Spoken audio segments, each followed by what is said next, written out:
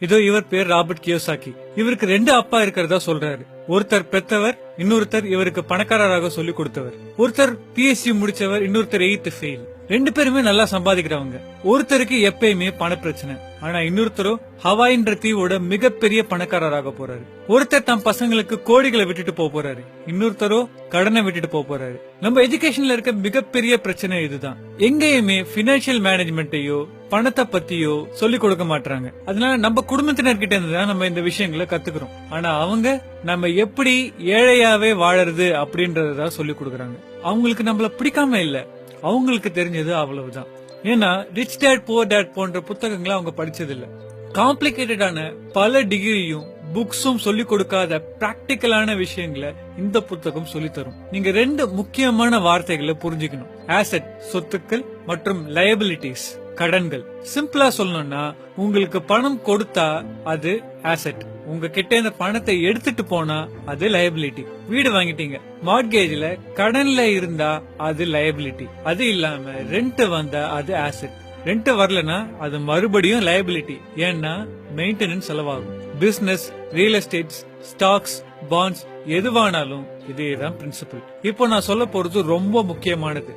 ஏழைங்களுக்கு செலவு மட்டும்தான் இருக்கும், ஆனா பணக்காரங்க ஆசெட் மட்டும் தான் வாங்குவாங்க. மிடில் கிளாஸ் லயபிலிட்டிய வாங்கிட்டு அது ஆசெட்னு நம்பிட்டு இருப்பாங்க. ஒரு நார்மலான மனுஷன் வாழ்க்கை இப்படிதான் இருக்கும். காலேஜ் முடிப்பாரு, வேலைக்கு போவாரு, கல்யாணம் பண்றாரு, வீடு வாங்குவாரு, கார் வாங்குவாரு, லேட்டஸ்ட் ஐபோன் வாங்குவாரு, சந்தோஷமா இருக்கிறேன்னு நினைப்பாரு. இதுல பெரிய பிரச்சனை இதுதான், எல்லாமே லோன்ல வாங்கினது. சோ மாசம் மாசம் டியூ கட்டணும். போன், கார், வீடு எல்லாத்துக்கும். இந்த ரகசியத்தை நீங்க புரிஞ்சுக்கலன்னா நீங்க எவ்வளவு சம்பாதிச்சாலும் கடனாளியா தான் வாழ்வீங்க. ஏன்னா எப்பவுமே நீங்க உங்க வருமானத்தை மிஞ்சின கடனை வாங்கிட்டே இருப்பீங்க. ஃப்ரெண்ட்ஸ் முன்னாடி சீனா சந்தோஷமா இருக்க மாதிரி காமிச்சிக்கலாம், ஆனா உங்களுக்கு உண்மை தெரியும். வாழ்க்கையில எது ஆசெட்னு தெரிஞ்சு கரெக்டா வாங்கிட்டு வந்தோம்னா ஒரு பாயிண்ட்டுக்கு அப்புறமா நம்ம வேலைக்கே போக வேண்டியது இல்லைங்க. அந்த ஆசெட் உங்களுக்காக வேலை செய்யும். இப்ப இன்னொரு பிரச்சனைக்கு வருவோம்.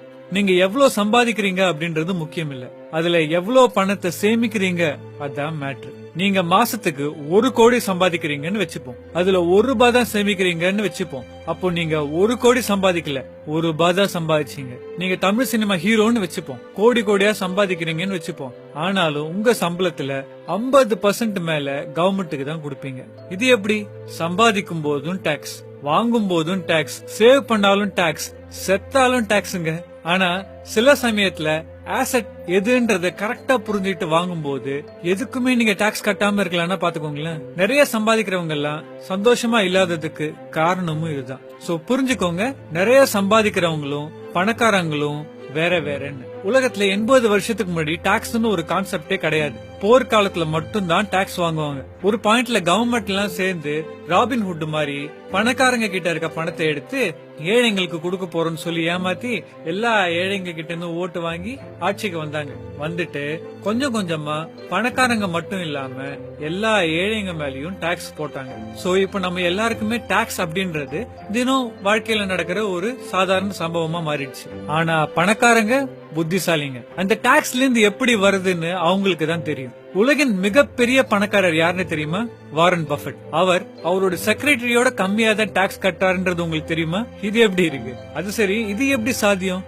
இது புரிய வைக்கிறது கொஞ்சம் கஷ்டமா இருந்தாலும் சிம்பிளா ஒரு எக்ஸாம்பிள்ல முடிஞ்ச அளவுக்கு புரிய வைக்கிறேன். கார்பரேஷன் பேர்ல நான் எதை வாங்கினாலும் அந்த செலவு எல்லாத்தையும் கழிச்சதுக்கு அப்புறமா இருக்கிற அமௌண்ட்டை தான் இன்கம்மா கருதுவாங்க. சோ அந்த இன்கமுக்கு மட்டும் தான் அவங்க டாக்ஸ் கட்டுவாங்க. ஒரு ஏழைக்கு கார்பரேஷன்னா பெரிய பில்டிங்ல ஆயிரக்கணக்கான பேர் ஒர்க் பண்ற மாதிரி தெரியும். ஆனா அது வெறும் பேப்பரும் டாக்குமெண்ட்டும் தான்றது பணக்காரனுக்கு மட்டும் தான் தெரியும். சோ நான் உங்களை பிசினஸ் ஸ்டார்ட் பண்ண சொல்றேன்னு நீங்க நினைச்சீங்கன்னா ஏன் பதில் அதுவும் ஒரு ஆப்ஷன்.